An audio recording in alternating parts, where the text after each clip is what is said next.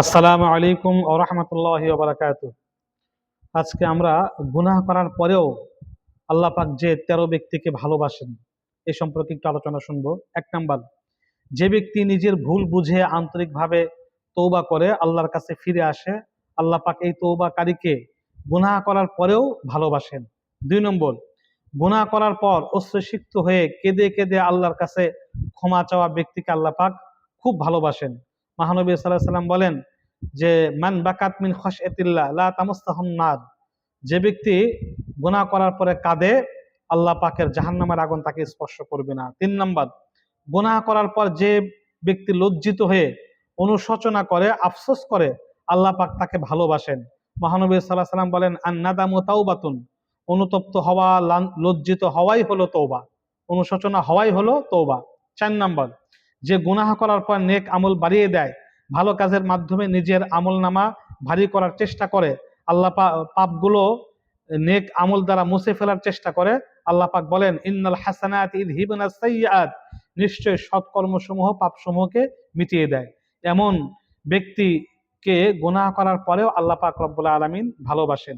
5 নম্বর, বারবার গুনাহ করলেও বারবার তওবা করে ফিরে আসা ব্যক্তিকে গুনাহ করার পরেও আল্লাহ পাক ভালোবাসেন। মানুষের কাছে বারবার গেলে বিরক্ত হতে পারে, দরজা বন্ধ করে দিতে পারে, কিন্তু আল্লাহ পাক বিরক্ত হন না, দরজাও বন্ধ করে দেন না। মহানবী সাল্লাল্লাহু আলাইহি ওয়াসাল্লাম বলেন, আল্লাহ পাক বলেন আমার বান্দা গুনাহ করেছে তারপরও এটা বিশ্বাস করে আমার একজন রব আছে যিনি ক্ষমা করতে ক্লান্ত বা বিরক্ত হন না, বান্দার এমন ধারণাতে আমি তাকে মাফ করে দেই। 6 নম্বর, নফসের গুনাহের বিরুদ্ধে সংগ্রাম করে গুনাহ থেকে বিরত থাকার চেষ্টা করে, সে ব্যর্থ হলেও আল্লাহ পাক এমন গুনাহগার সংগ্রামকারীকে ভালোবাসেন। 7 নম্বর, গোপনে গুনাহ করে গোপনে আল্লাহর কাছে কান্না করে, নির্জনে আল্লাহর কাছে কাঁদে, কান্না করে, এরকম গুনাহগারকে আল্লাহ পাক ভালোবাসেন, গুনাহ করার পরেও ভালোবাসেন। 8 নম্বর, গুনাহ করার পরও যে নম্রতা ও বিনয় প্রকাশ করে, গুনাহ মানুষকে বিনয় প্রকাশ করে, আল্লাহ পাক এমন গুনাহগারকে ভালোবাসেন। গুনাহ মানুষকে ভেঙ্গে দেয়, আর সে ভাঙ্গা হৃদয় থেকে জন্ম নেয় বিনয়, আর আল্লাহ পাক অহংকারীকে পছন্দ না করে বিনয়ী গুনাহগারকে ভালোবাসেন। 9 নম্বর, গুনাহ করেও অন্যকে ভালো উপদেশ দেওয়া, ভালো কাজে অপরকে সহযোগিতা করা, আল্লাহ পাক বলেন ওয়াতাআওয়ানু আলাল বিররি ওয়াত তাকওয়া, তোমরা নেক কাজে একে অপরকে সাহায্য করো।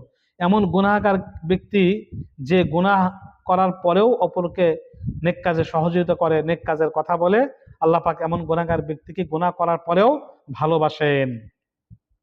10 নম্বর, গুনাহের ধারাবাহিকতা ছেড়ে দিয়ে তওবা করে আমল করার চেষ্টা করে, তারপর গুনাহ করলেও আল্লাহ পাক এই গুনাহগার ব্যক্তিকে গুনাহ করার পরেও ভালোবাসেন।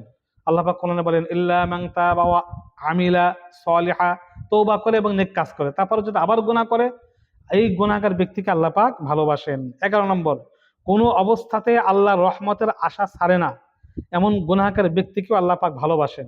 কেননা আল্লাহ পাক নিজেই বলেছেন লা তাকুনাতু মির রাহমাতিল্লাহ, আল্লাহর এই রহমত থেকে নৈরাশ না হওয়া। এই লোহে মাহফুজে আল্লাহ পাক রব্বুল আলামিন নিজেই লিখে দিয়েছেন সাবাকাত রহমাতি আলা গযবি, সর্ব অবস্থায় কিয়ামত পর্যন্ত আমার রহমত, আমার ক্রোধ, আমার রাগের উপরে বিজয়ী হবে। সুতরাং আল্লাহর রহমত থেকে নৈরাশ না হওয়া গুনাহগারকে আল্লাহ পাক গুনাহ করার পরেও ভালোবাসেন, পছন্দ করেন। 12 নম্বর, কোনো গুনাহকে অপরাধকে ছোট মনে করে না, যে কোনো অপরাধ হয়ে গেলে চাই তা বড় হোক ছোট হোক, তার অনুশোচনা হয় গভীর, এরকম গুনাহগার ব্যক্তি গুনাহ করার পরেও আল্লাহ পাক তা ভালোবাসেন, তাকে পছন্দ করেন। 13 নম্বর, গুনাহ করার পর সেই গুনাহ করার পরে সেই গুনাহকে কারো কাছে প্রকাশ করে না, শুধু আল্লাহর কাছে প্রকাশ করে, আল্লাহর কাছে গোপন রাখে, এরকম গুনাহগার ব্যক্তিকে আল্লাহ পাক ভালোবাসেন। এমন না যে গুনাহ করার পরে সেই গুনার কথা হেঁটে হেঁটে গল্প করতে করতে মজা নিয়ে নিয়ে মানুষের কাছে বলে বেড়ায়, এমন গুনাহগারকে আল্লাহ পাক পছন্দ করেন না, বরং ওই গুনাহগারকে পছন্দ করেন যে গুনাহ করার পর সেটা গোপন রাখে, একমাত্র আল্লাহ এবং সে জানে। আল্লাহ পাক কিয়ামতের ময়দানে তার গুনাহগুলো গোপন রেখে তাকে মাফ করে দিবেন। তাই হতাশ না হয়ে আল্লাহর দিকে ফিরে আসুন, যত গুনাহ হোক না কেন আল্লাহ পাক সমস্ত গুনাহ মাফ করে দিবেন। আমিন।